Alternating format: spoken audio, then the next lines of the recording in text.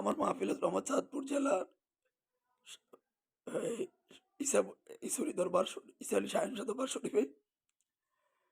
কিন্তু আমি গত কয়েকদিন খুব অসুস্থ ছিলাম। ডাক্তার আমাকে না করছে কথা বলার জন্য। তারপরও মানুষের কথা রাখতে গিয়ে কথা বলছি। গতকালকে দুটি মাহফিলে একটি মাহফিল করছি।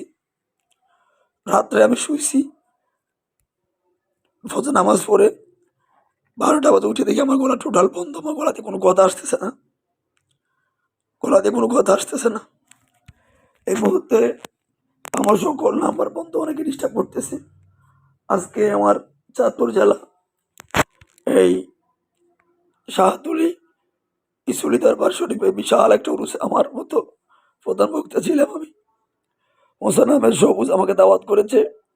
কর্তৃপক্ষের অনেক ভালো ছিল, কিন্তু আমার কপাল খারাপ। আমি এই গলা নিয়ে কোনোভাবে কথা বলতে পারবো না। আপনারা আমাকে ক্ষমা করবেন। আমি আপনাদের চাঁদপুরের সন্তান। আপনারা আমাকে মাফ করবেন। আমার গন্ডতে কথা আসতেছে না। আমার কি হয়েছে আমি বুঝতে পারতেছি না। আমি আপনার কাছে হাত জোর করে ক্ষমা চাচ্ছি।